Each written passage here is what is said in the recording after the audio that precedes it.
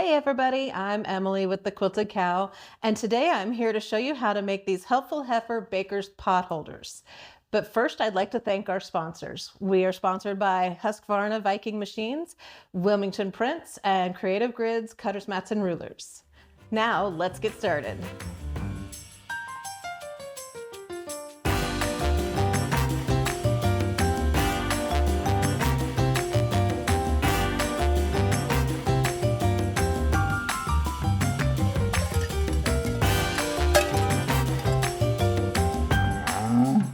All right, so like I said, today we're going to be working on these helpful Heifer Baker's potholders. They are super cute, and you can head on over to our website if you haven't already and gotten yourself a kit.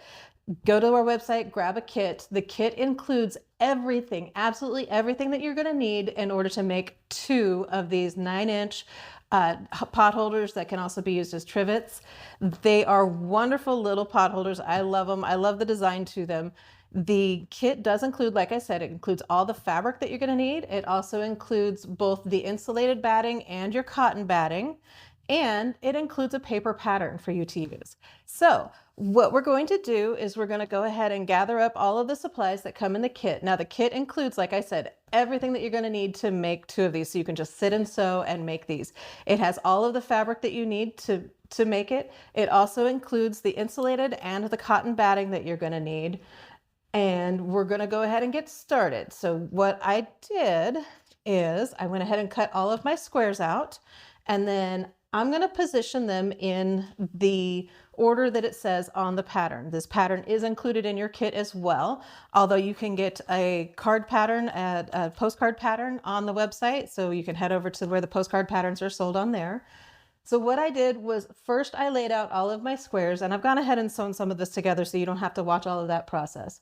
But I laid out all of my squares in the order that it says in the pattern. So my fabrics, there's A, B, and C fabrics, and I've positioned them where I need them to go. Now, when I sew these together, of course, it makes 2 of these potholders. So I had 2 sets of these squares laid out. So I just sit and I put together each one in sets of 2, and then I put each row together, and then I put the rows together with each other. And so for me, I was able to keep all that straight. If you have problems keeping that straight, we have these magic pins. They're the ABC 1, 2, 3 magic pins. You can grab a pin, and it's got these numbers on it, and so you can mark your rows. So this is row 1, and you can go and continue marking 1, 2, 3, 4, 5, 6, 7. So there's 7 different rows. Mark all of your rows with that, so then you know where you're starting and stopping. You can keep these together and keep everything a little bit more organized. So these magic pins, they do come in really handy whenever you're doing that. However, I've gone ahead and I've sewn some of this together. I sewed the top half together, and now I'm going to sew these rows together and then show you how that all comes together in one piece. So I've gone ahead and matched these up. Now you'll notice I haven't pressed these yet. That's okay. You don't have to press them as you go. You can press them as you go. I just didn't have an ironing surface that I wanted or that I could press with easily next to me while I'm sitting and sewing. So at home, I'd have to get up and go and iron. But here, it's going to be a little easier. So these 2 rows are almost finished. And then I'm going to show you how to press each of the rows. So now that we have these last couple rows put together, I want to talk about which direction you're going to press your seams in. Now, the pattern does tell you that you're going to press your seams in opposite directions, and I've done that for the first half. And then the second half, I'm just going to go and look at the picture. And this first one, all the seams need to be pressed in that direction. The next row, all the seams are going to be pressed in that direction. So in order to do that, I'm going to take it and just hold it up so that the seam allowances go to the left. Give it a good press, make sure everything is nice and flat. And then this one, they're going to go in the opposite direction, but because I'm right-handed, I'm going to hold it by the other end. So now we're ready to put this together. And this is the way that the pot holder is going to look whenever we have it all put together. So to put these rows together, now I know I talk about that I don't like to pin a lot, but in this occasion, I do like to pin. You can use glass head pins, flower head pins. Those thin quilting pins are the best for this. So I'm going to put this row on this row, and you'll notice one row is shorter than the other. It doesn't have as many squares in it. That's okay. What we're going to do is we're going to line up and we're going to nest our seams together in the position that it's supposed to be in. And I like to put a pin behind where the seam meets, where those are nested together. So as I'm sewing, as I'm putting this through my machine, it's going to be behind here. It's going to hold everything in place until I get up and I can pull that pin out. So at each join of the seams of your seam allowances, you're going to go ahead and put a pin. And then you'll notice that the end of the short row is actually a 1/4 inch beyond where the seam is on the longer row. So as you go along and you look at that, you're going to kind of check and make sure that your 1/4 inch seam allowance here matches up with the end of the short row. So what I'm going to do is I'm going to start a little bit in front of where that short row starts. So you don't have to go all the way down unless you want to, but I like to just go ahead and start a little bit in front of where that short row starts and then sew to where the short row ends. And then that's going to put those two rows together. All right, so that put that short row on the longer row. And then you can just check where your seam allowances meet and make sure that everything meets okay. This last piece, we're just going to put it right in the middle. Once again, in order to line it up, I'm going to make sure that I have a 1/4 inch on either side of the seam on that longer row, and that's going to line that up perfectly. So at this point, we can iron all of our seams because this middle row, we're going to iron all of the seams from each row away from that middle row. So I'm going to go ahead and press my seam allowances now, and that'll help later. All right, now we're going to add this one to the middle row. And once again, I am going to pin, make sure that everything lines up pretty well right now. But you can feel as you're going along, since we've pressed our rows in opposite directions, those seam allowances are going in opposite directions. So then we can kind of feel really well that those seams are going to nest together. And that's what we want. It's always better to go ahead and take a few moments and put a pin in whenever you're putting these blocks together, putting these rows together. Makes it easier in the long run, and your seams are going to line up so well. All right, once again, I'm going to start this row a little bit before the short row and end a little bit after it. All right, now comes the fun part. Now we're going to put it all together. Oh, before that though, I do want to press this in the right direction. So once again, press it away from the middle. And then we get to have fun putting it together.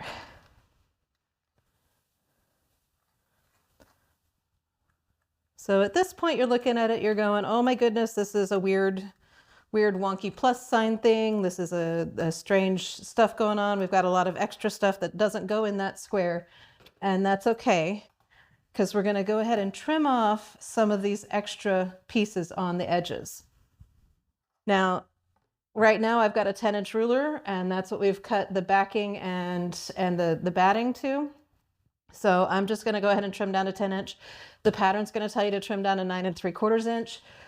Go ahead and do that, whatever works for you. But for me, whenever I'm trimming, this is a 10-inch ruler, and so I'm going to put the 5-inch line here and the 5-inch line here in the middle of my pot holder so that it lines up perfectly, and it's going to be 10 inches all the way around perfectly. So the 5 inches is going to go directly in the middle row, and it crosses those diagonals of that pot holder. Makes it a little bit easier. And then I'm just going to take a moment, get rid of these extra triangles on the edges. So now we've got the top to our pot holder trivet about the size that you need it to be for the quilting process. So when we're quilting, we are going to layer our backing fabric is going to be wrong side up. We want that to, the pretty side is going to be on the outside. Then we're going to layer our insulated batting. That just helps with the extra heat that you have going on with when you use a pot holder. And cotton batting, that is a really good barrier. I like to use at least one piece of cotton batting in all of my pot holders. Make sure, it helps to make sure that you are able to insulate a little bit extra around for your hands so that whenever you're grabbing stuff with this, it doesn't burn all the way through and get too hot. Sometimes that insulated batting just isn't quite all that you want to use.